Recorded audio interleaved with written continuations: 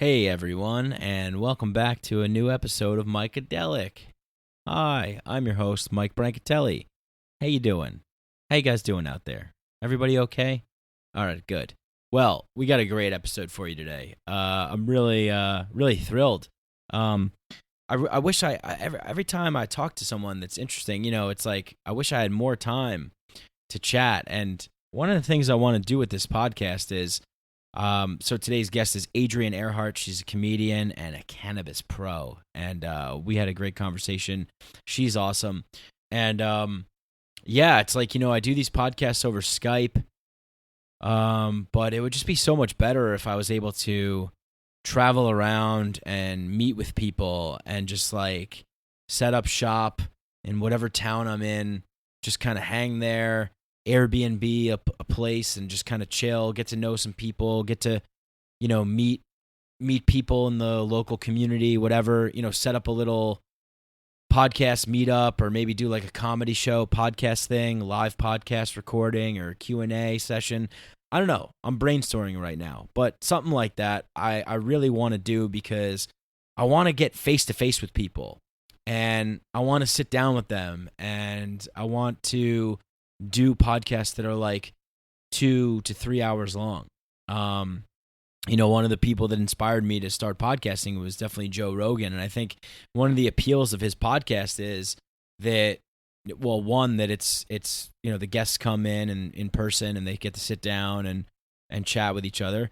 But the podcast goes on as a conversation for 2 to 3 hours, sometimes more. And it's like sometimes when you pass that, definitely when you pass the hour mark, but like you start to get into deeper conversations, things that you didn't really have planned, things that you that just open up and you get to talk about the real kind of meat of what's going on in life, in your life, and just getting to those really interesting moments, I think. So that's something I want to do. And I feel like that way a lot. I have an interesting guest on the show, and we start talking. And at first it's a little strange, because it's like you don't really know me, I don't really know you, and then it's like I Skype the person up, and it's like, all right, we're just gonna start recording now. And I don't really consider myself to be like an interviewer per se, or I'd rather not be an interviewer, because I enjoy having conversations with people, and I think that, like I said, like a lot more can get out, a lot more thoughts can get out, a lot more, we can get a lot deeper into a wide variety of topics and subjects if we're both kind of allowed to just freely flow, and we're sitting down and, comfortable and, something like that. So with that being said, it's like, that's kind of one of the things that I'm trying to work to do on this show. So, we're going to figure it out. We're going to make it happen. And I appreciate all you guys that support me and listen to this show. You guys are everything. If it wasn't for you, I wouldn't, obviously, I'd just be a fucking lunatic, talking into nothing. But thank you so much for all your support. It means more than you could ever know to me. It's just like, it's absolutely incredible. It's really incredible that anybody would sit down and listen to what I have to say, and and what the guests that I bring on the show have to say. And it's just like, it's really because there's just so much out there, so it's really like, I really appreciate you taking the time to choose me and to choose Micadelic to listen to. And I think one of the things that makes this show really cool is that there's an open communication between me and you guys. So if there's something that you notice, if there's something that needs to be improved, if there's suggestions that, of guests or whatever, anything really, I guess I should kind of put it out there, because maybe not a lot of people really know, but look, you can say anything to me. I am not like, someone messaged me about, the audio, and I was like, hey, you're right. I do need to improve the audio. So it's, I'm open to any suggestion. Nothing is off the table. Any question. I love when I get feedback. And I love when I get them iTunes reviews and ratings. Yeah, that's my energy source. That's how I survive. That's how this podcast keeps going. I think we have like 56 or 57 now. And it's just awesome. I mean, it's just really, really awesome. I mean, there's nothing in the world. I say this a lot, but I mean it. It's like if I do a podcast and, somebody messages me and tells me that they really connected with something that I said and it really helped them and it improved their life. I mean, that's just like what more can you ask for as a human being, to help someone else. At the end of the day, it's like one of the reasons why I do this podcast is because it's like I've been there. I know what it's like. We're all human beings. We're all going through the same thing. Let's open up. Let's take our masks off. Let's walk into the realm of the truth, and let's just live there and just see what happens. Let's be honest and open and truthful with each other, and not try and hide things. And sometimes you offend people. Sometimes people get emotional because you don't have the same opinion as they do or whatever. But hey, we're gonna figure it out. We're gonna figure it out. It's all good. Everybody has different experiences, but you can't figure things out if you don't have an open dialogue and an honest dialogue. And I think that's the most important thing, more than anything in life, is to be open, honest, and truthful. I think so many problems in our world could be avoided if people were just truthful, really seriously truthful. And it's not particularly easy to do, but once you open up and you start being truthful and you start being open and you start being honest and you start walking that path, you'll notice that little things just start coming your way, and people start connecting with you. They start opening up with you. Doors open up. Opportunities open up. So it's very, very important. I mean, I majored in communication in college, and a lot of people said that was kind of a bullshit easy major, and to some degree, I mean, it kind of was. I mean, I thought it was pretty.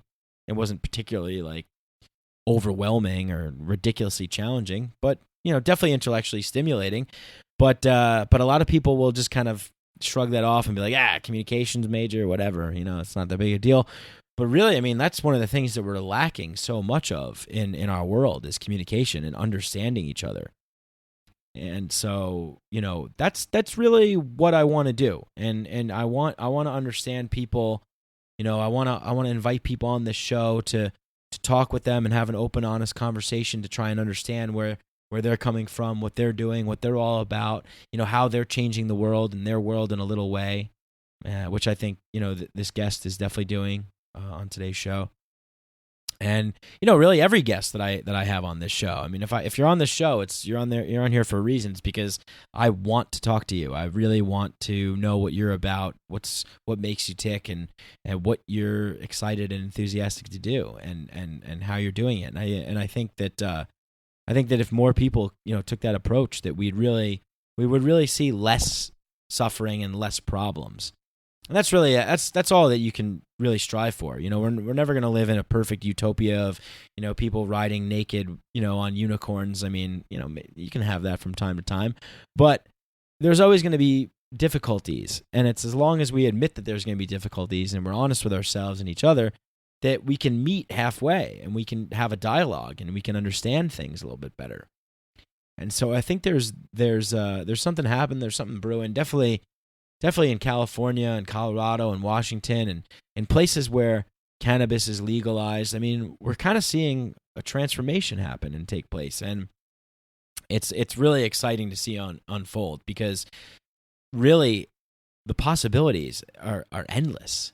It's once you open up this new understanding about psychedelics, cannabis, spirituality, healing, trauma, pain, anxiety, depression, coping mechanisms and healing methods and modalities and plant medicines and different kinds of things. Once you open that up, it's just we've just entered into an infinite world where the possibilities are breathtaking, and they make me feel like euphoric almost, and like have like a sense of chills, because it's just like, wow, it's just like there's so much that is yet to be done, and there's so much that's that's percolating, that's ready to go, and just the possibilities of the world that we can create is amazing. It really is amazing. And so I think that today's guest is a perfect exemplar of that. She's a comedian.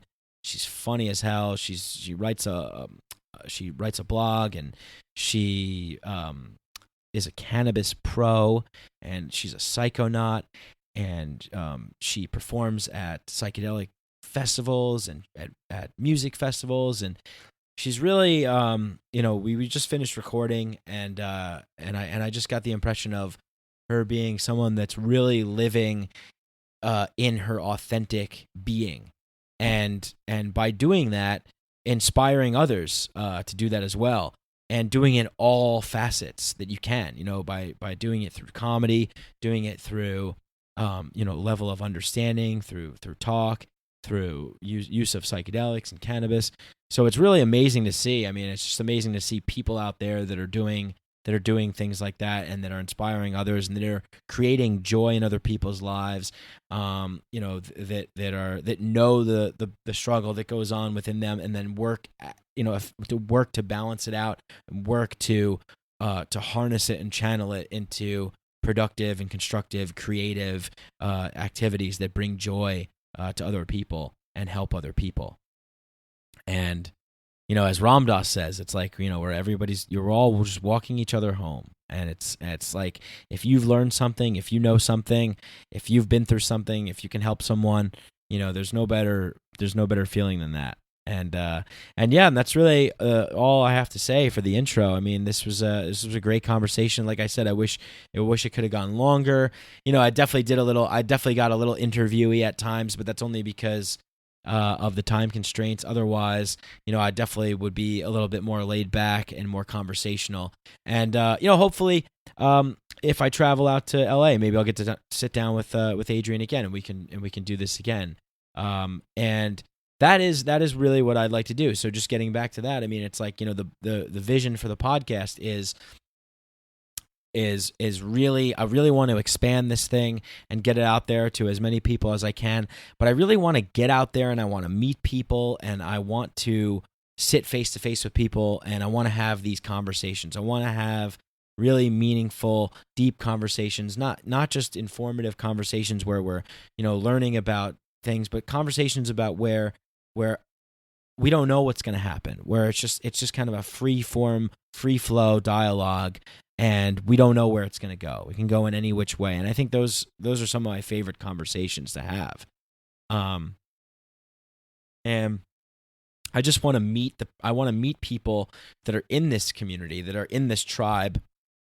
You'll hear me and Adrienne talk about, the Psychedelic Science Conference, and the MAPS people, and the people at the Beckley Foundation, and, all the former guests that I've had on this show. And it's just like, I want to get out there. I want to immerse myself into these little coves of tribes of psychedelic users and spiritual beings, and music enthusiasts, and plur advocates, and just woke ass motherfuckers, and all of these people. They're all out there. You guys are all out there. I want to come to a town near you. I want to meet you. I want to sit down with you. I want to talk with you. I want to hear your stories. I want to understand you. And I want to bring this podcast to a whole nother level. And we're gonna do it. And I don't know exactly how yet. I haven't figured it all out. But I know that the more that you like and share this show, the more that you leave iTunes ratings and reviews, the more that you donate to my cause on Patreon, the more likely that dream becomes a reality. So, if you're a fan of this show, if you like this show, please, just do what I always tell you to do, and just leave me a nice iTunes rating and review. That really helps the show. It helps the iTunes algorithm, pushes the show up in the charts, and that's, gives it more visibility, more people, searching for psychedelics or podcasts with comedians, or, meditation, or whatever they're searching for. They'll find Micadelic. They'll check it out. They'll give it a listen. So just do that, and, tell your friends, like, share, subscribe. And if you want to go the extra mile, you don't have to. But I have a Patreon. It's Mike Brank. It's patreon.com/Mike Brank.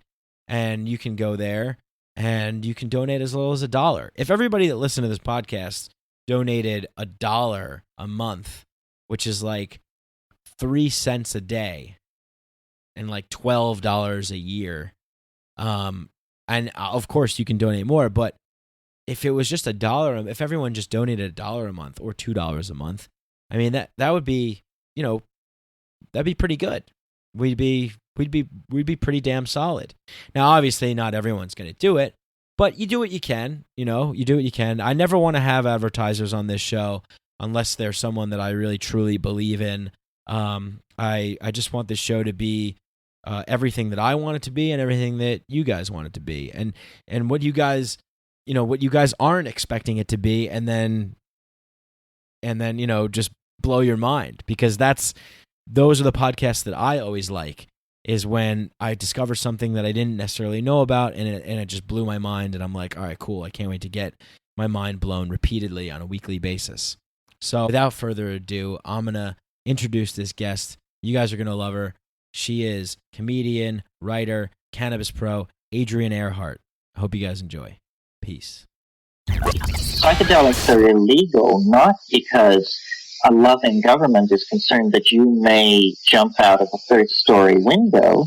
Psychedelics are illegal because they dissolve opinion structures and culturally laid down models of behavior and information processing.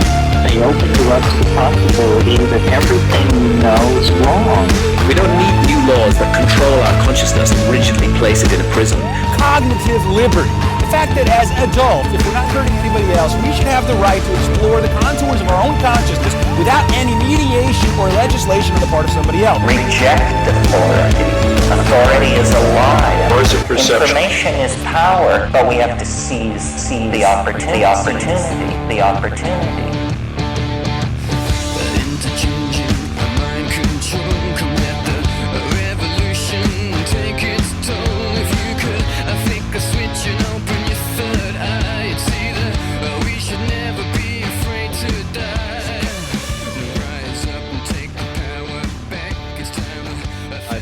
Adrienne Airhart, comedian, writer, cannabis pro. Well, good to talk to you. I think I was actually supposed to do a show of yours once, because when I went to go message you in Facebook, there was like a message there from like 2 years ago, and I was like, "Oh, sorry, I can't make this show. I have to go to the airport or something like that." And anyway, What? Yeah. You I remember you had a buddy of mine is Mookie Thompson. Do you know? Does that name ring a bell? Yes, I know Mookie. Yeah, he's a good friend of mine. So he was on, it was me and him were going to do your show, but I had to get to the airport, and I was somewhere like really far away, and my flight was leaving, and I didn't know LA. Still don't know LA. I've been there a lot, but it still confuses me with like the time traveling, distance, and whatnot to places. I love, do you, on like a scale of 1 to 10, do you love LA or like? Yeah, I'm like a solid 9. Yeah, I'm trying to move out of New York because I'm just kind of over it. I've been living in New York City for like 8 years. Every time I go to LA, I always have such a good time, and I'm always like, I'm gonna move out here. I'm gonna do it, and then I just don't. But I think I'm really going to. I'm going to make a move to a pot-friendly place, and that's what we're going to talk about today, because you're a cannabis pro. And on this show, we talk about psychedelics a lot, but I hardly ever have a guest on that's like cannabis pro. And so I was on Facebook one day, and I saw this video pop up, and it was you and another girl and you were talking about like CBD. You were doing like a presentation kind of thing. Whatever it was, it looked really cool because you were like at like a storefront kind of thing, kind of venue. It was shot really nice. And I stopped by and I was watching it, and I'm like, this is really cool. This is very informative. I like what I'm seeing here. And then I remembered, I was like, I think I saw you were at the MAPS Psychedelic Science Conference, right? Yes. Yeah, so I'm like, okay, I know this girl from somewhere. So I put I don't know. I just made the connection. I'm like, all right, so she's doing something, and I got to talk to her because this is obviously you're doing something right. You're I'm doing drugs. See, people lied to us. They said drugs would lead to nothing, but they have led to a lot. Yeah. Haven't they? Yes, they have. They changed my life. Whole new worlds. So how did they change your life? How did that start for you?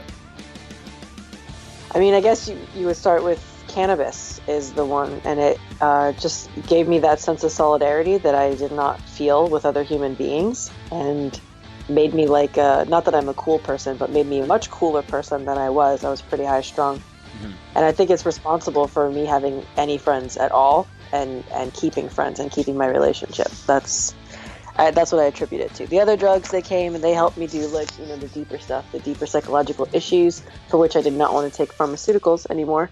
And it's just an ongoing process, though. It's every week pretty much. You got to do something else to keep yourself healing all the time, because you can revert.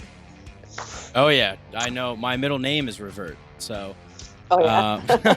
I'm a big reverter. I try not to revert, but yeah, you're right. It's tough. You gotta stay on it, do the work, and stay balanced. So when you first started smoking cannabis, by the way, when I was growing up, we called it smoking weed, but yeah. I guess the proper term I think is cannabis. I was talking to this girl at a conference recently, and she was telling me that this is the name that we should be using because it's the most kind of like respectable name that doesn't come with any stigma, or there's no like pejorative around it. So that's what we're going to use for this podcast, right? Yes. All right, cool. So when did you start smoking cannabis? I was 17, my senior year of high school. And it was my buddy, who's still my best friend to this day, and he's a lawyer now in your state. And he was like, hey, you're a high-strung Jew. I'm a high-strung Jew. This helped me. It'll probably help you. Hey, that rhymed. That was cute. And I know, I didn't even mean for that to happen. And he took me out and in his car, and we just smoked weed in his car for the first time. And I was just like all the like this cacophony of sounds that goes through my head. It was like Jumanji sounds all the time in my head. Just like Jumanji. They just shut the fuck up. Yeah, exactly. It all just like stopped and it shut the fuck up. And then he took me to hang out with some people, and like I had like little bits of friends, and I was a dancer, so I always had dance friends, but I didn't have like friends really at school. And I'm talking senior year. I was big time geek loser. And he'd take me to parties and stuff, and like people were vibing with me and liking me, and I was like, damn, I guess I just gotta have cannabis if I want to be liked. And I've tried to go without it, and when I go without it, people don't really like me. Yeah. So was that like when you started smoking, like that first time when you got in the car and you lit up, was there any like, did you have any fear or like hesitation, or like were you worried? Because I know like me and you are probably about the same age. Like we grew up with like the DARE program, and it's like if you take drugs, you're gonna jump off the roof and kill yourself, and you're gonna go crazy, and so like were you worried about that at all? Like did you have any of those hesitations? Oh, yeah. Big time. I mean, I won the DARE essay contest when I was, in a JIT, so I was about it. What did you write it on? Do you remember? Mostly cigarettes and how awful they were. Yeah. I'm still very, very anti-cigarette. Yeah. And like I won't fuck with people who smoke cigarettes. Put it that way. Yeah. And but it was like all the drugs, and cannabis was a part of that. But my mom is and was a hippie, and she never spoke disparagingly about it. The only time she ever got weird about it is when I was letting it derail my life, which that's a whole nother topic, but it can if you let it. And so I was like, I wasn't afraid. Did I tell her right then that I was going to do it? No, but just because I just wanted to be a cool teenager. And yeah, so only thing I was afraid of was that I would act a fool. And my friend assured me like, that's probably not going to happen. Here's how people behave. Some people are like this. Some people eat. Some people fall asleep. Like he was just going through it with me. And then evidently I'm the kind of person, I write my own Broadway show tunes and get everyone to sing with me. So it's like the best kind. Yeah. I always felt like really super creative when I smoked weed. Like the first time when I smoked cannabis, excuse me, when the first time I did. And I don't know. It was I guess I just entertained the friends I was with, and I guess I guess feel like everybody kind of got a little bit more like that. But yeah, everybody has a different way of behaving. I always felt a little self-conscious, like I was like, am I being like too crazy and weird right now? Like, I had a tendency to get like Robin Williams in the 70s when I smoked weed sometimes, and back in the day. But yeah, I was never, all that fear kind of washed away as soon as I did it for the first time, and it was like, oh wow, I guess everyone's just been kind of like lying to us or something. But you were saying that of course, I mean, I guess, I know from experience too, that you definitely can abuse it. I mean, you could abuse anything, right? Yes. So yeah, what was that like for you? Was that like just smoking all day, or just what kind of ways were you abusing it? I mean, differently throughout different parts of my life. I'm a depressive person, like chemically or whatever, from having OCDs. So I was on pharmaceuticals, and some of them made me tired already. So smoking weed just kind of like narked me out. I remember the first time I missed a ballet class because I got high and just I wasn't even like fully asleep. I just zoned out, and I remember thinking like, "Oh, whoa, I don't like that." And like sad parts of my life where like, I don't know, a breakup or whatever, I would be like waking and baking and then struggling to get through class or to concentrate at work, and then just feeling really bad about it after. And I just finally had to like look at myself. I think I was like 24 the last time I let it like really affect my life negatively.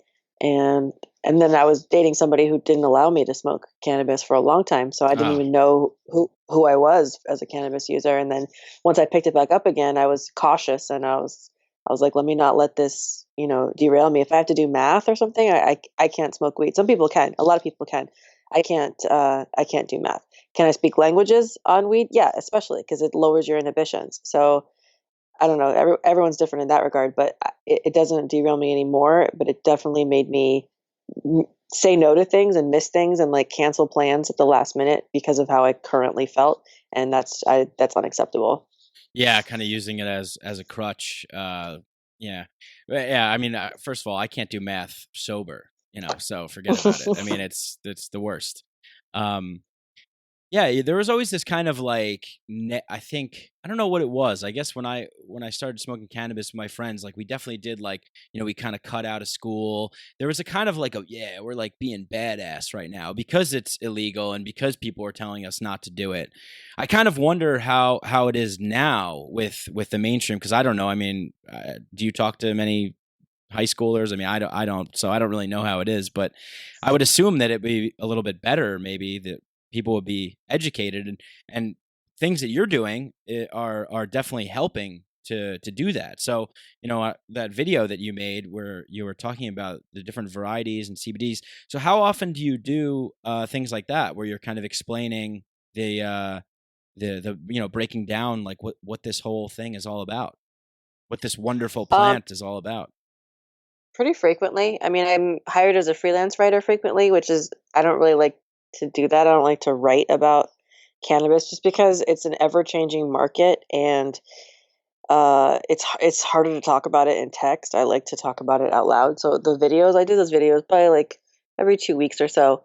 And and then there's events that I go to where I either speak or I'm just having conversations with people about these things. There's a lot of cannabis events in Los Angeles, so Hmm. I'm there a lot. I'm there not really representing anyone but myself as a cannabis professional, and the reason I put that like in my title and on my business card is so that men in the industry, specifically men in the industry, will just go ahead and let me talk to me like I know what I'm talking about up front, and not try to explain to me what terpenes are or explain to me what CBD is. So that's really why I use that title. I'm not like a scientist who's splicing shit in a lab, but it's an educated level of speaking that all of us cannabis professionals use, and I do it all the time. People message me daily, asking me questions about cannabis, and I have to be very, very educated and stay on the top of my game to give them the answers that they're looking for, and then some. Like people just message me, "What kind of vape should I get?" And I'm like, "Oh my god, we have such a discussion here. You want to do dry herb or concentrate? How do you want to feel after? Are you trying to function? Is it for pain? Is it for nausea? Is it for, there's so many different aspects to it. So even a simple conversation with a buddy just asking me a question turns into a conversation about cannabis. So I guess to answer your question, I would say I do that pretty much every day about cannabis. Cool. Yeah. So, and do you do like cannabis like consulting, like one-on-one cannabis training or something like that? I mean, that sounds kind of cool. No, just because I'm in the flooded market of Los Angeles where Oh, right. Yeah. I feel like it's not. If I were a lawyer who was a cannabis consultant, that's one thing, or like had invented a new product and I had to explain it using science kind of thing. But like pretty much anyone who's like a bud tender up knows like can hang in a conversation about cannabis. I'm more than a bud tender now at this point, but that's yeah, like everyone's pretty woke here, and if you're talking to someone who doesn't know about the cannabis industry, they know so little that you can't talk to them like on the same page at all. It's like academia. Professors speak to each other and they can speak to students, but you can't speak to like a high schooler. Like it's just different. Yeah, I would consider myself to be outside of that because, here in New York, it's pretty much illegal. I mean, we have delivery services. They're okay. They're pretty. I mean, they're pretty good. But they definitely don't have the depth and breadth of products and edibles and tinctures and shatter and just all this interesting stuff that I actually don't really know too much about. But am very, very interested in learning about. So I guess and for other people that are listening, like what is a bud tender? I mean, obviously, we could probably all guess, right? Like a weed bartender. So how does that, where does that go down? Like, how does that happen at a store or? Yep. Storefront. Every dispensary has bud tender. So that's the person that'll greet you. And like even the person checking you in at the front is typically also a bud tender and can answer some questions, although they like to get you in the bud room to talk about, cannabis. And then they're all informed enough to let you know like how the different strains will make you feel and how to use a vape. If you buy a vape there, especially, they'll show you how to use it. But even if you don't know how to use whatever equipment you've been given or have bought in the past, they'll let you know how to fill it, how to use it, what you should be using with it, which companies are testing their products, which is like a big thing in the industry now. That the whole thing is now is who can stay the most educated with the cleanest stuff that will get you high for like using less of it. So that's what concentrates are all about. And the cleaner the concentrate, the better. A lot of solvents, a lot of waxes and stuff are made with butane, which is pretty dangerous for you. So if it's not extracted properly, it can make you sick and give you, respiratory diseases and things like that. And a lot of people don't understand how concentrated it is. And they'll get excited that they have a vape pen that they can carry around now. And they'll take like 10 hits, just like you would on a joint. And then they're blitzed. Like that's a day ender. You can't even hardly fucking sit up, and then you're seeing ghosts and then you're scared off of weed or whatever. So it's really the responsibility of a bud tender to inform every person over and over again. You can always take more. You can't take less. So if they're selling edibles, you should really start with 10 milligrams. You really should not, just because maybe you're a heavy person, an overweight person, that does not mean that your liver metabolizes weed differently, than someone who's taking 10 milligrams. Like you really need to be educated from a ground level up. And that's the job of a bud tender. There are obviously shitty ones. And there are obviously people who have minimal knowledge about cannabis and got hired because they were attractive or because they're the buddy's nephew or something like that. But for the most part, the better dispensaries, the pre-ICO dispensaries, the ones that are following all the laws in California, those are going to be educated people who can let you know about every way of consuming cannabis and the safest and most efficient way to do that. Yeah, so I mean, it's just amazing when I go to LA, when I go to Colorado, just different places where weed is legal, where cannabis. Geez, I gotta keep stopping myself from saying weed. Yeah, I was just like, that was just a big, like when I thought I was really cool and tough in high school, and Dr. Dre was popping off. There was that smoke weed every day, so that was like our. Yep. Like I'd see my friend in class, I'd be like, smoke weed every day. All right, we're cool.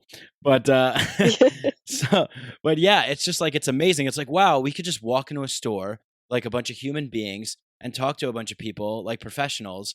And, it's incredibly amazing. And it's just like, these laws got to change. It's so ridiculous. And And like you were saying, when something's like regulated and done in the proper way, you have like the highest quality. You don't have to worry about stuff being impure or, just made with other kinds of chemicals and stuff that you don't want to put in your body. So that's a huge benefit right there. Are Is there like, what is like the culture like now in California, I guess, compared to maybe like 5 years ago? Have you seen it like really increase in terms of people's knowledge and everything?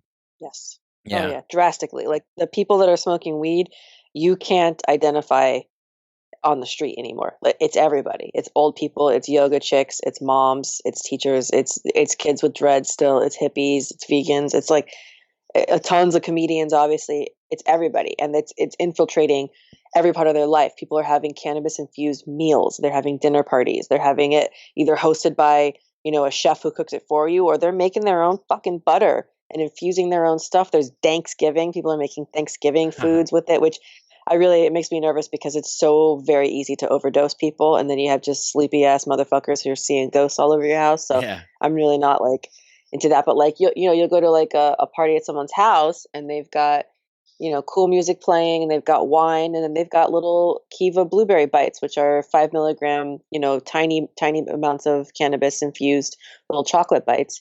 And that they hand out one to everybody very responsibly, because everybody who's had too many edibles knows about what that feels like, and it's awful. Yeah. So Yeah. it's Has like that happened to you? it's everywhere. Oh yeah. Oh my God. Yes. It's Yeah, happened me to me. too. Yeah. And people that lie, I once bought a caramel from a dispensary that had it labeled as like a 10 milligram, and that shit was 30. And I had a real bad night, and I came in and I scolded them, and they changed all their labeling afterwards, because that was Oh, pretty good for fucking you. awful. They were trying to tell me, no, it's 10, it's 10. I was like, I know what 10 is. I have 10 all the time. Either that's an inconsistent company and you should change your product, or you guys mislabeled. Because that's what sometimes they send you like a pack of 50. And if you don't label them all yourself and you forget which jar is which, it's potheads. At the end of the day, it's potheads running this business. So you got to make it as foolproof as possible. The better the packaging, the better it is when you send it, the less likely people are going to have a problem. But fucking everybody's doing it. Everybody's vaping. Everyone's got a pre-filled cartridge or a 510 thread with a cartridge on the top of it. Everyone's vaping after shows, in the movie theaters, and like it dissipates pretty quickly, but there's a lingering scent. You can smell it. It's not like Amsterdam. It's not a fog of cannabis everywhere, but Yeah. it's everywhere. It's pervasive is the word I would use. Yeah, well, I mean, like in the movie theater, like recently I went to go see Spider-Man, and, me and my friends had the vapes in the theater, and it was great. I mean, it was so much better than having to like smoke a joint before, rush, kind of, get in there, and then the high kind of dissipates. So yeah, it's just way, way better. What are some cool kinds of vapes and things that you're seeing now? Are there like advancements in vape technology? I remember the first vape pen that I had. I don't even know if it would be classified as a vape pen. It was called a Micro G, and it was like you would load it up with the oil. I had to like manually put the oil in, but now you can get them with the cartridges. They're preloaded. What's the difference between like the dry and the oils?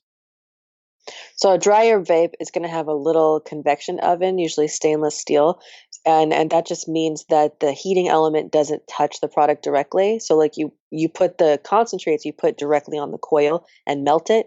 With dry herb, you need that stainless steel in between, so that it's cooking around it and baking it like is in an oven, as opposed to melting it directly, because you can't melt dry herbs. So you're going to grind your weed up and put it in this chamber. They're usually about like a half gram. My favorite one is the Cloud V Phantom.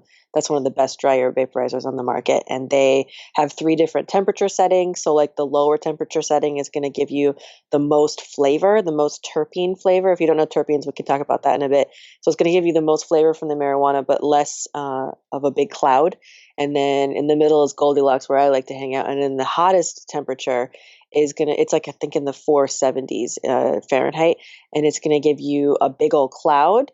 And it's still good taste, but not as much. And then it burns out a little quicker. So it lasts longer if you keep it on the lower temperature setting. But like, honestly, it's dudes, and they like want to blow out a big ass cloud. So they always burn it out, So when I'm vaping with people that are dudes, I know that when they hand me the vape, I'm going to have to knock it down to the lower temperature setting, because I prefer better taste and less of a cloud going out, because it's disconcerting the first time, especially if you're a joint smoker and you're used to blowing out a big puff of smoke, and then you get a vape and you're like, did I get anything? And then you hit it 20 times and you're like, oh my god, I need an ambulance, which you don't need an ambulance, but that's what it feels like. So that's what the dry herb game is doing right now. Concentrates like the micro G, which is a garbage pen, but like the same idea where you have a ceramic chamber with coils. You drop concentrates like wax, shatter, crumble, butter, oil, any of those that you can use. Anything that melts, any fully melting cannabis infused product is going to go well on there, including CBD. They have CBD oil that will melt in there as well. And that's working fine.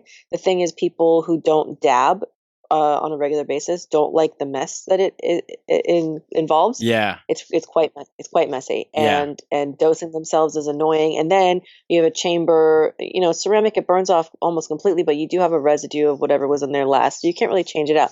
Whereas 510 thread, which is basically just like, it looks like a little pen. Sometimes it has a button, sometimes it doesn't. You don't really need the button.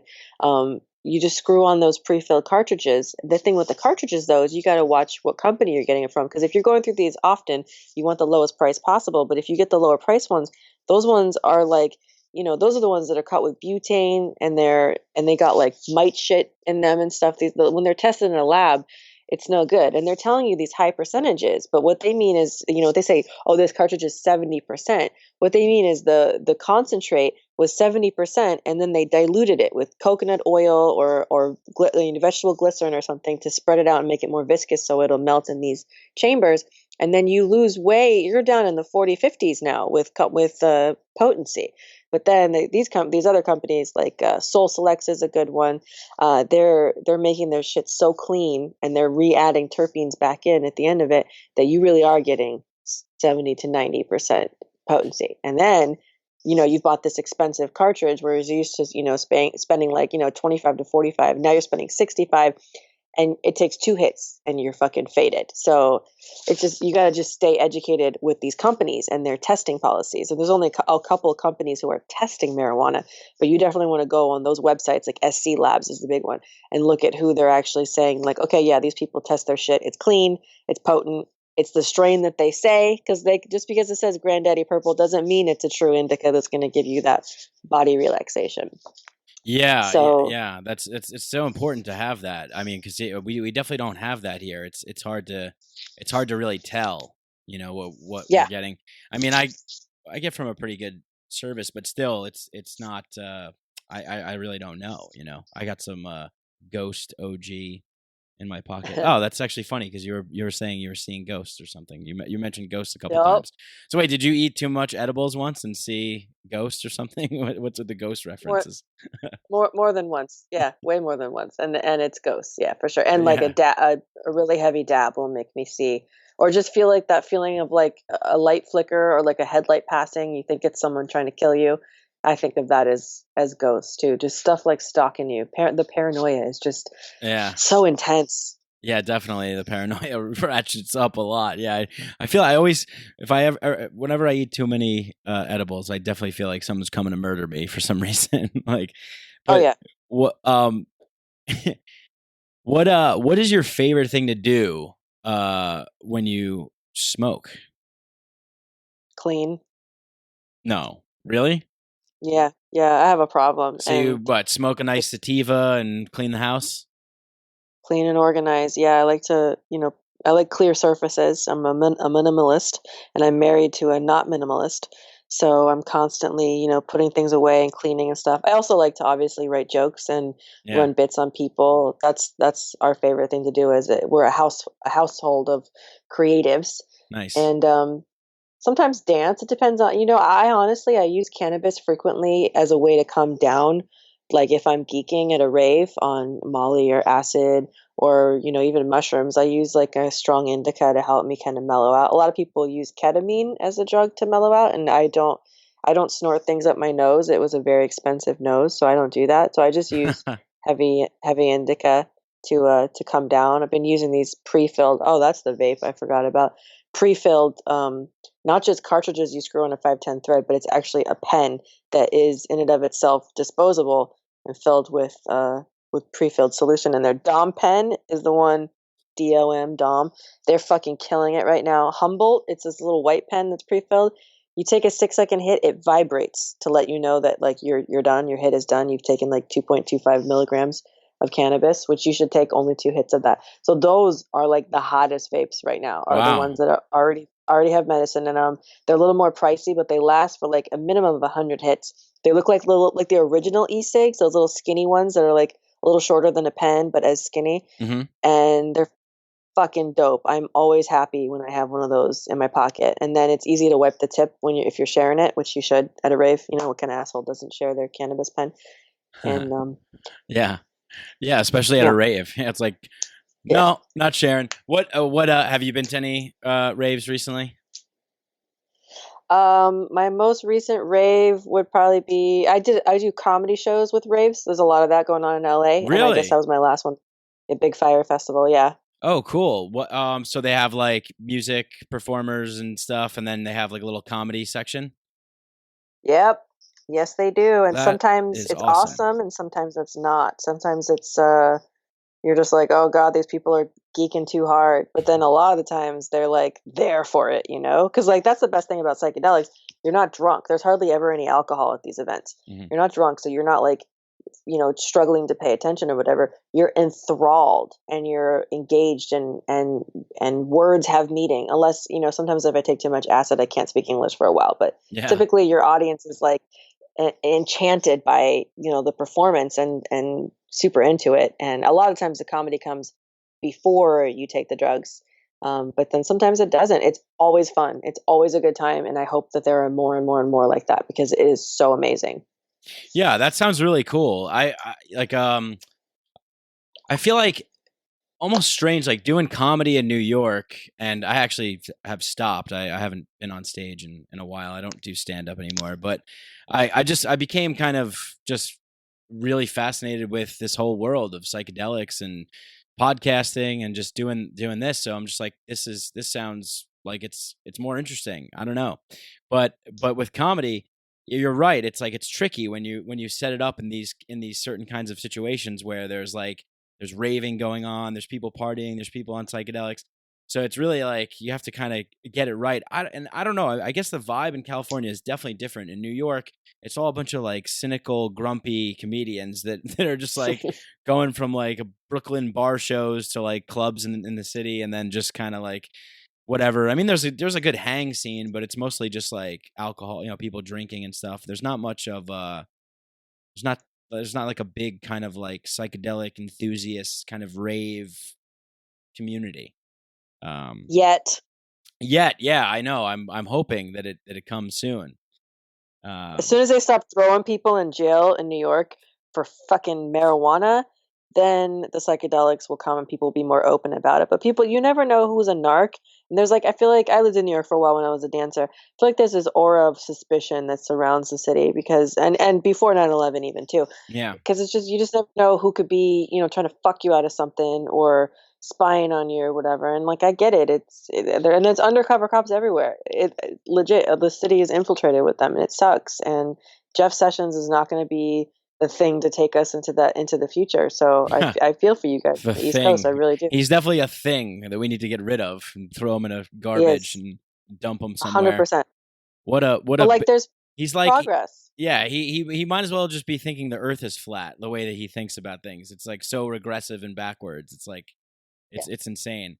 But yeah, it's just but I love the connection of comedy and psychedelics because like, I mean, I've had so many times where I've taken psychedelics and just laughed my ass off, had the best time of my life. But for some reason, I don't know, that it never really connected with me from like stage to non-stage. So how do you make that connection? Do you make that connection, or is it like, I mean, what's that like for you? Are you asking if I talk about psychedelics on stage? Yeah, I guess so. I mean, not just like talking about them, but I guess how it kind of influences your comedy, and do you ever do them while you're on stage? Just kind of that sort of thing. I think I've microdosed acid one time and then gone on stage, but it was like several hours later. So I had that really happy, at peace feeling, but I wasn't like out of my head or anything like that. So typically I respect the stage. I typically don't do anything prior to performing, even cannabis, to be honest with you. I don't want to forget my jokes, and I don't want the audience to have a less than stellar performance from me. So try to avoid that. I'm a responsible drug user, if Yeah. you will. But it's definitely changed me like molecularly as a person.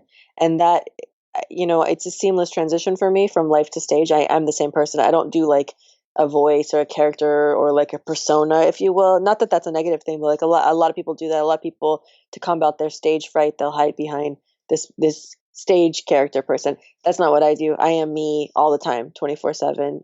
It's exhausting for the people in my life, I know. Do you think But that? Do you think that psychedelics helped you do that, like, or cannabis? Do you think that helped you kind of just be like that? uh hard to say, because I started doing them so young at 17. Like my first time I got on stage, I was 27, and I didn't have any stage fright. But I think that's because I was a dancer for so long that like I was like, oh, I'm not being judged on my body, just what words I'm saying. This is so much easier. So I've never had stage fright or anything like that. And I've been like a public speaker for a really long time. Yeah. So I don't know that that had anything to do with it per se, but cannabis keeps me, it's the after that you have to worry about. It's the networking and hanging out with other comics and being able to get along with other people and handle, like, if you have a bad set or something, then the cannabis kicks in.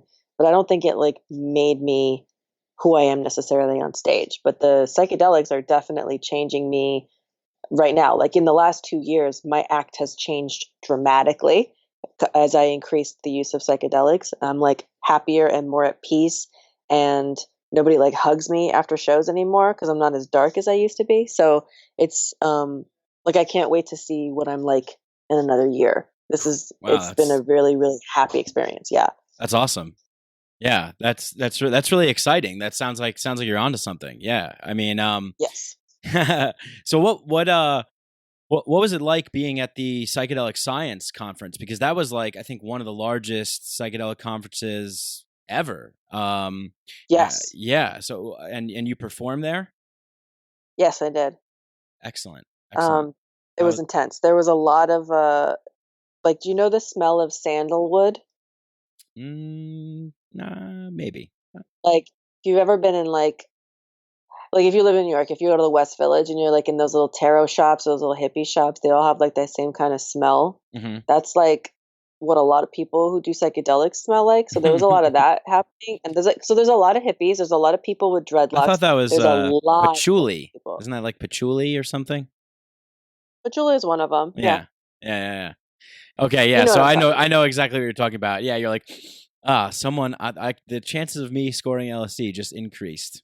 I smell. Yes, and Yeah, like I feel like it coincides with a feeling of like support and kindness. Like if you smell that smell, I feel safe typically. Also, yeah, my ayahuasca tent, they burn sandalwood and stuff in the ayahuasca tent, so it always reminds me of like a very safe, experience. So I felt very safe there, and it was comforting to see, first of all, how many females there are in the community and how accepted yeah, they are, and the hippies are there in full force, young hippies, old hippies, especially a lot of older people, a lot of people who are like OG psychedelic users.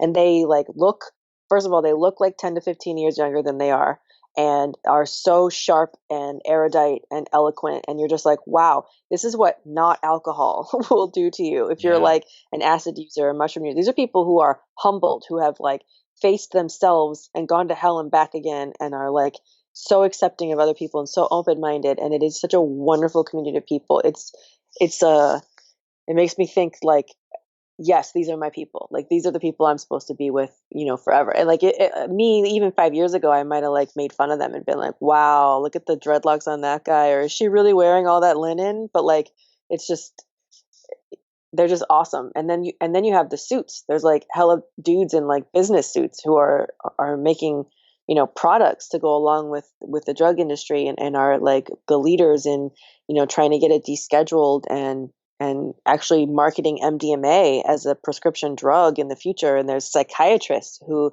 implement these drugs to for treatment. They've moved on. MAPS has moved on from trying out therapy with MDMA, and they are now training the next generation of psychiatrists to implement these same practices. So this is tried and true now. They are working in conjunction with the DEA, and they are officially, the Midhuffers are the two psychiatrists who are leading this forefront. And like PTSD Vietnam vets are, walking away from this treatment, and anytime a car backfires, they're not hiding under a table anymore. Like, this is changing people's lives down to the core of their being. And it's such a wonderful, vibrant community. And there's a lot of young people involved too. There's a lot of people who don't really know what kind of drug user they are yet. They just know that they wanted help that wasn't pharmaceuticals or, weird therapy that doesn't necessarily help. And it was fucking awesome. The comedy was amazing. Duncan Trussell is as humbling as it gets as far as watching a performer. Shane Moss, I've seen him do his Good Trip tour. Fucking incredible. If he does it again, you should definitely go out and try to see that. Yeah, I just had him on the show. Yeah. Yeah, he's amazing. Adam Strauss is doing his mushroom cure, which is phenomenal as well. Oh, and, you saw that? Yeah. I really want to see that. Yeah. I didn't get to see that. I was up there so briefly, but I saw him do, bits about the mushroom stuff, and he's got OCD like I do. So I was really, really related to him, really loved talking to these dudes. And it was, like I said, so humbling. I'm newer to doing psychedelics on stage, so I felt in comparison that I was a garbage human, but like my people tell me I did a good job, whatever. I'm never going to feel that way. First of all, like ever about any performance ever, but definitely not that one. It was so important, and it was such a life-changing event but like Rick Doblin came up after me, the CEO of MAPS, and called back one of my bits, and it was like the highlight of my life. So I feel really awesome. Happy about that.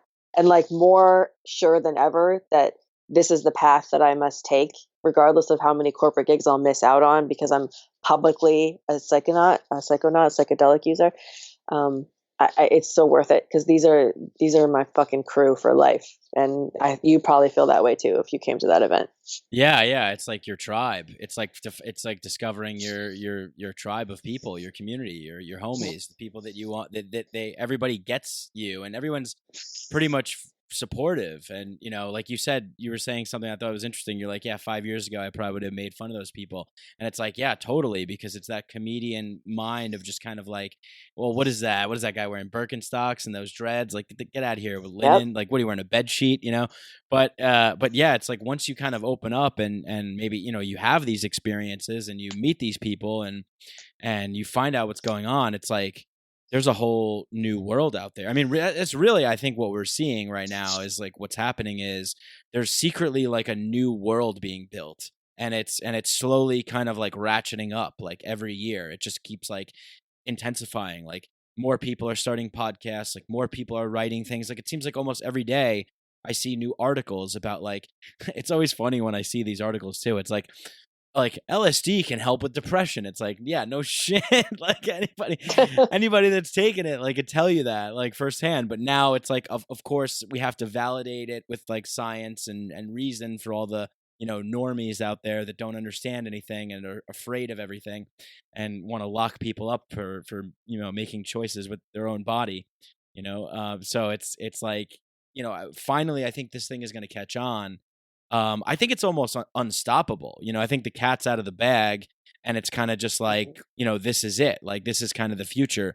Psychedelic therapies. And like you were saying with cannabis, there's so many like applications for psychedelics and cannabis. There's so many applications, so many things can be done.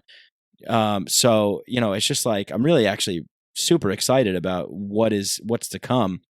And, just like excited to kind of get into more of an area where things are popping off. One of my goals for this show is to kind of travel around and just travel around the country, travel around the world if I can, and just meet with different people and talk about psychedelics and stuff. So, I'm real into it. I'm real dedicated to it. And I think one of the reasons why I'm so into it is because it's really helped me with problems in my life. Not just like, aided me. And, it's not just like I had a good time at Coachella or whatever. It's just like, I have, deep psychological issues and problems that nothing else has worked. And then these things have worked. Is that the same kind of thing for you as well? 100%. Would you care to share or elaborate a little bit more on some of those things? Or? Sure. You mentioned Sure, OCD. yeah.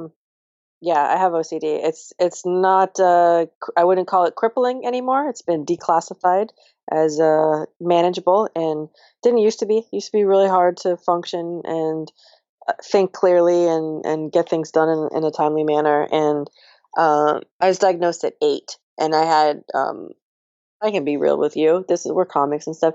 I had an abusive stepfather, so it was a really, really violent in my formative years, and I never really recovered. And then I went a long time without having therapy, and then every time I had therapy, they just pumped me full of drugs. Mm. So I spent like age 16 to 27, like in a haze of cocktails of like this one works or that one works. But it's the same thing as why I think anyone does something every day. If they drink every day, if they smoke weed every day, you're trying to knock down these symptoms of like an underlying root problem that is so much more serious than you realize. And it wasn't until I had EMDR therapy, which is like a serious, almost like hypnosis therapy, followed by 6 years of a lot of psychedelic use. And now I finally feel like, I mean, I can talk about shit that happened to me, horrible, horrible things, without even flinching. And to that, I attribute that to the psychedelics, and it's an ongoing thing. And that's the thing that I've had to reiterate to my friends the most, is like, you can't just go on one mushroom trip and think you're cured. You can't just go do ayahuasca one time and think you're cured. It's an ongoing thing, and I don't want to fucking be on pills every day anymore. I'm tired of that shit. I'm tired of these weird side effects. I'm tired of this one. I can't come on this one, so you take this one, but this one makes you cotton mouth, so you take this one. I was like, I can't deal with that shit anymore, and I'm so against pharmaceuticals. I'm like, well, until psychedelics become pharmaceuticals, and then I'm on board again. But these are the things. These psychedelics are what have helped me. Acid, I would say, the most, and then I do mushrooms like once a month as well. And it's just phenomenal, the difference in my, as a human being, who I am. No one calls me a bitch hardly anymore, and that's a big, big step for me. Yeah, I can relate. I mean, it's interesting. I don't know if a lot of people know this or not, but I think it's important to address. And I think it's that I talk to a lot of women who say that, there's actually another friend of mine who is at Psychedelic Science, Dr. Tanya Mate. She, was talking about her experiences too, growing up as a child and the kind of abuse that she experienced and things like that. And I think this is pretty common for women, right? And I think maybe a lot of people don't really know how common that is. And, first of all, it's pretty sad and tragic. And, the other thing is that it's very, very important. It's not something to be like swept under the rug. It's like, oh yeah, abusive parent or something like that. It's like, no, that's like real serious, like psychological damage and, physical damage and all kinds of stuff that that's really important. So thank you for sharing that. I mean, that's, brave of you to talk about it. And I just wanted to throw that in there and say, like, I think it's sometimes sometimes not everybody reveals, everything about themselves. So, you never know what happened in someone's past, and that seems common Right. with a lot of women. So that's something that needs to be improved upon. And hopefully, hopefully the more psychedelic use that becomes mainstream, the more people can get help they need. And, maybe we won't have people who are, as many people at least, being abusive and stuff, because they'll reconcile their own demons or something. But yeah, I was prescribed Adderall when I was like 14 or something like that. And like, if you know anything about Adderall, it's pretty much just meth. I mean, it's like, it's just meth. And of course, like I was just like a kid that just didn't listen to my parents in school and not a good student and stuff like that. So I immediately started crushing it up and snorting it, because I just was like, oh, they're getting, I liked the effect of it. It was like crazy. It's like, oh, this is supposed to help me in school. And then I just would take it and I'd get wired and I'd be like, well, this is actually pretty, like, I'm getting high off this. This is like a weird feeling. I never, like, 14-year-old boy, like I never like felt a feeling like that before. I'm just like doing meth essentially. And so, yeah, it was, it's pretty fucked up. But then once you get to the real medicines, the plant medicines, the fungi, LSD, that sort of stuff, that heals you in a whole different way.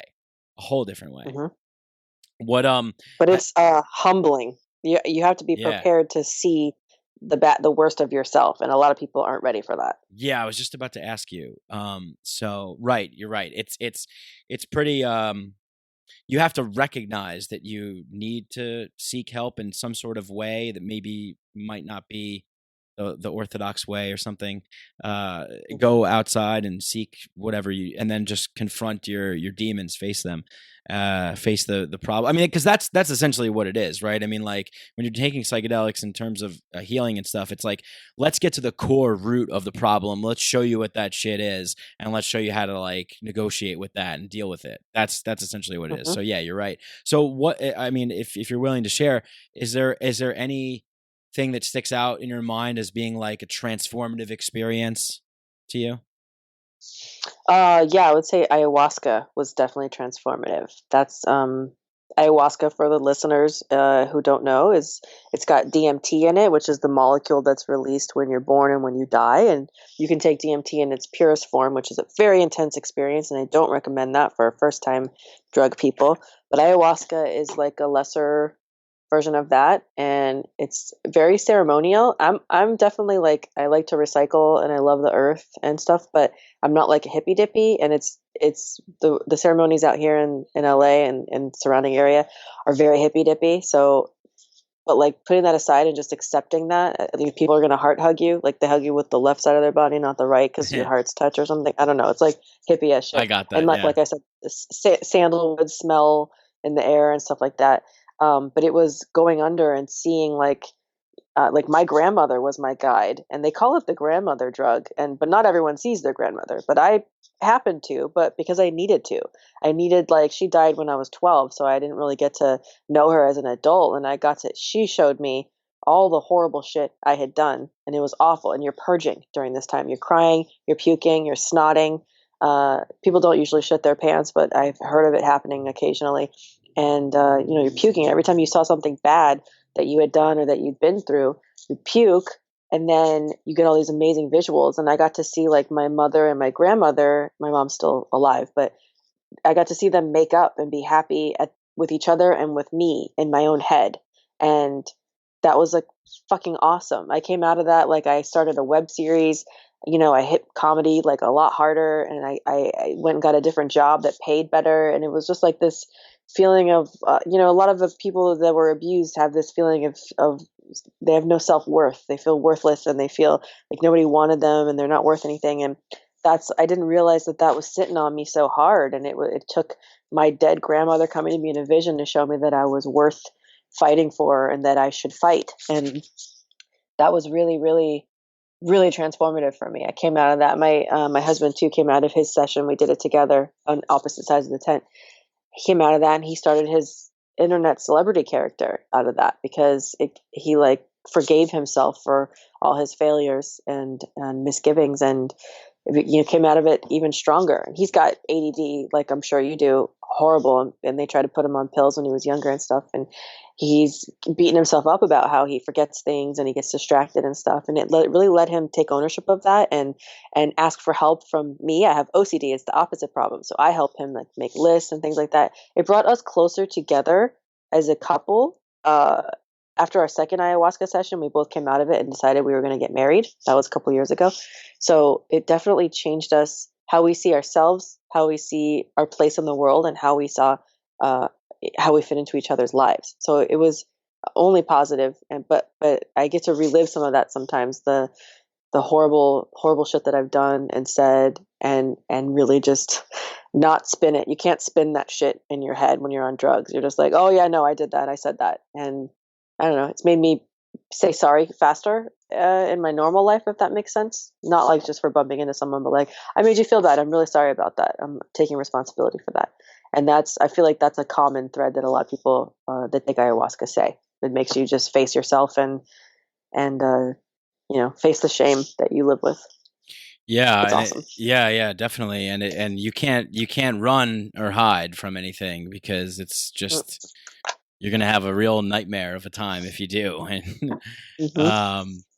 so I think it would be good to just dose the entire population. Let's start with DC first, and then we'll I don't know. It's like, who knows what would happen. But have you heard of anybody having like bad experiences, or not really coming out with a experience like what you've had?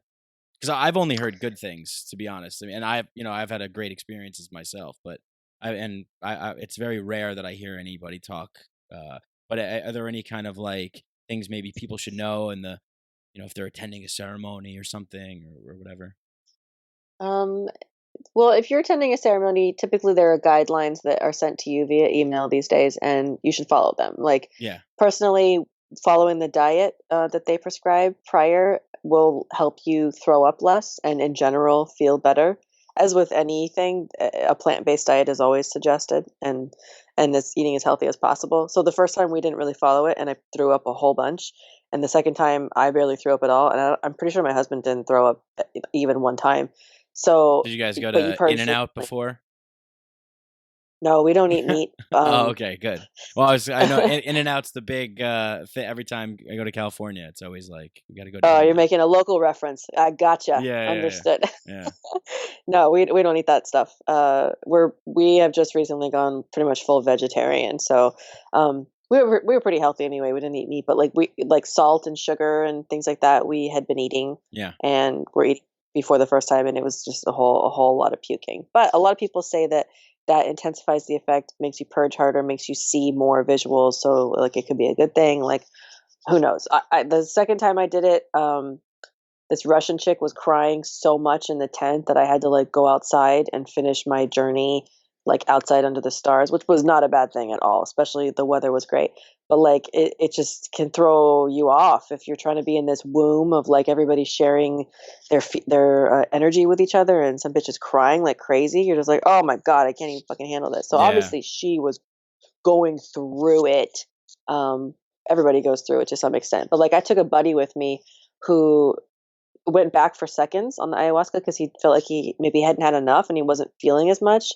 And then afterwards, the next morning at breakfast, we were discussing, and he was like, "Yeah, I saw some things. I'm not really sure what I saw. I don't know." He's a comedian, and he a couple weeks later ended up moving back home to the Midwest for a while and like doing a couple projects out there. Because he was like, I didn't realize I was depressed and I was hating stand up and I was hating my life out here. And then he came back like 6 months later, and like pretty immediately, like shit was popping off for him. He got like a writing job at like a late night place, and like uh, it like shit was going well, and he seems to be like in a different, better place now. So right then he didn't feel the effects immediately, but it made him introspective, and he went away for a while to process. And when he came back, he was fucking balling out of control. So like it affects everyone at a different timeline. Like for me, it was like next day. I was like, I'm a fucking baller ass bitch. I can do all these things. I hit the ground running, and I just, I never stopped until I needed to do it again. Obviously, life can knock you down again, to everybody. But for the most part, the people I've probably recommended and sent minimum of 30 people to this shaman for ayahuasca treatments. And like, it's almost unanimous that people become a better version of themselves after. Excellent. Yeah, that's what we need. We definitely need more people to be better versions of themselves, me included. Mm-hmm. That's cool. So did they have like one of those like punch cards where you refer like for every 10 you get one free or something? Like does a shaman have that? I wish. Man, I should get some kickback. And my mushroom guy, all the business I've gotten him, like yeah. So don't. So is there like, I don't know, because I've heard like some stories from people like in LA, like there's like, everyone thinks they're a shaman, and there's these kind of like, you gotta be smart, right? Like a little bit, like you can't really just kind of go anywhere. Yeah, ayahuasca is serious. So definitely I would recommend going to a shaman who's recommended, and who doesn't do like little groups of people, but rather can do a large amount of people, because that always there's more responsibility and liability with a larger amount of people. So I know a good one. I recommend her.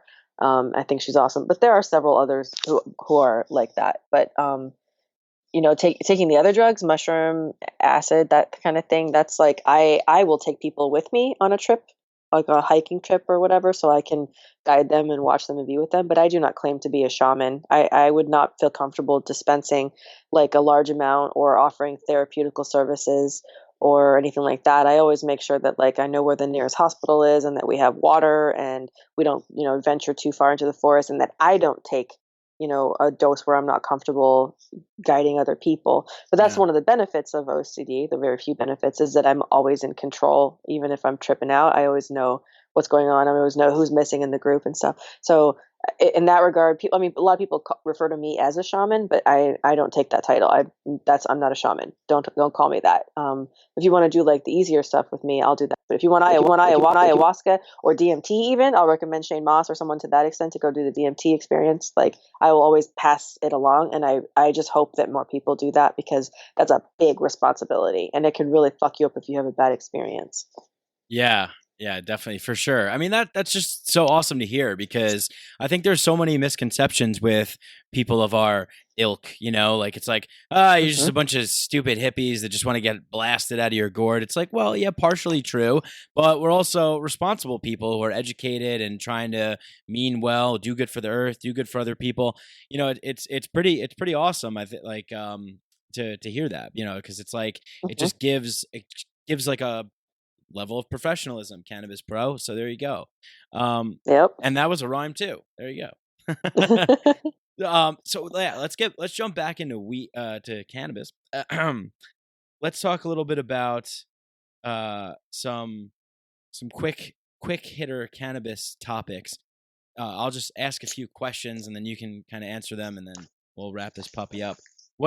So one of the things I think that people don't know about, a lot of people don't know about, and even people that smoke a lot of cannabis, is that we have something in our body called endocannabinoid system. It's a system in our body.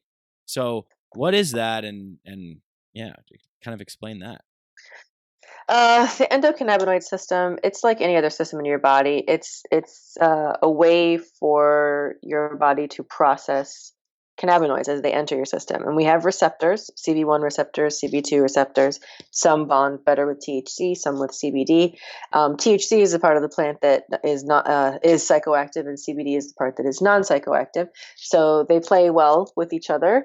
And then, if you take too much THC, CBD will also help calm you down.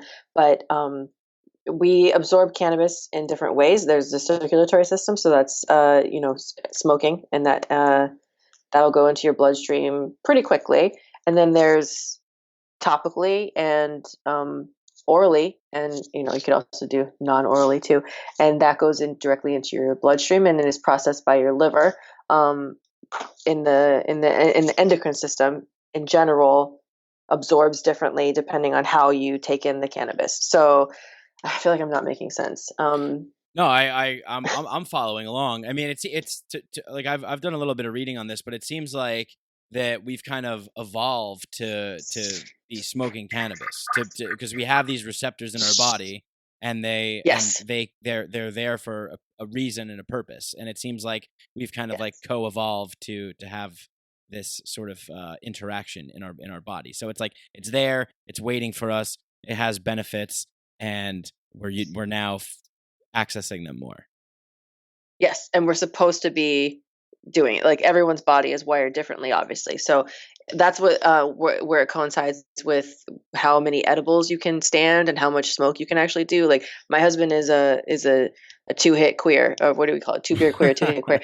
Like, he can take 2 hits on a joint and be stupid high, and I need like 20 because the endocannabinoid system inside of me reacts differently, bonds differently, and I either have more or less receptors. They're working on that kind of technology to figure out, where they are. What kind of blood type are you? What kind of receptors do you have in your body? That hopefully that'll come soon. Yeah. But well, he definitely saves more money, I guess, right? Yes. Yeah. Yes, it does. And he's cheap. He's a cheap date. But smoking, I can take a lot. Eating, I cannot. I can do 10 milligrams maximum. And that's because my liver processes cannabinoids differently than other people's. Like, my husband can do 20 to 25 milligrams. I can do 10, and that's my maximum. I don't even prefer to do 10. That's the most I will do. So everyone's body is different. It has nothing to do with being a pussy, or nor can you necessarily build up a tolerance if you're not wired that way in your endocrine system. So it's It's super, super scientific how our body absorbs cannabis. But the baseline, like everyone agrees in the industry, it's like, yeah, everyone was born with these receptors. Everyone is not, if not supposed to, is ready to accept cannabis into their body. It's not a foreign agent. Right. So, okay, and you mentioned terpenes before, cannabis terpenes, right? What exactly are those? Terpenes are organic compounds that are in all like vegetation. So the same terpene that is going to be found in some cannabis plants, they're going to be found in many different things. Like take for instance, mangoes. Mangoes have myrcene in them. So when you eat them, you feel sleepy. And if you eat them before smoking cannabis, it intensifies the effects, by the way, especially if you smoke an indica. And in indica plants, what makes you tired is myrcene. Like if we go back a little bit, they're calling cannabis sativa or indica, and a lot of growers will say that they prefer that you just talk about their physical qualities. Indicas are squat and dense and are like darker in color, and sativas grow into long stalks and are more flowery and lighter colored.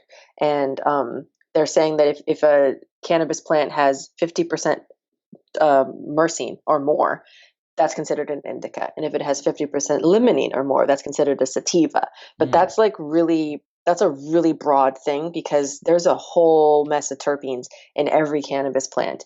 And they're just generalizing it. Technically, everything's a hybrid. But to make it more palatable and to honestly for corporations to capitalize on selling these things and naming them different things and calling them sativa versus indica, that's what they do. Really what you should do is you should follow your nose and understand the terpenes, the effects that they have on your body. I have asthma. Pinene is a great terpene for someone who has asthma. It's found in pine cones, and that's why sometimes these plants will smell like a pine forest. It's a bronchodilator. It opens up the bronchioles in your lungs. It'll make you cough a little bit, and it'll actually help your asthma. Limonene smells like citrus, so if you smell a plant that smells more citrusy, it's going to give you some focus and creativity, and it also might give you paranoia. Like I said, indica, myrcene, there's myrcene in hops, which is why sometimes weed smells like beer. That's usually a dank ass indica that's going to make you sleepy afterwards. So terpenes are in everything, not just cannabis.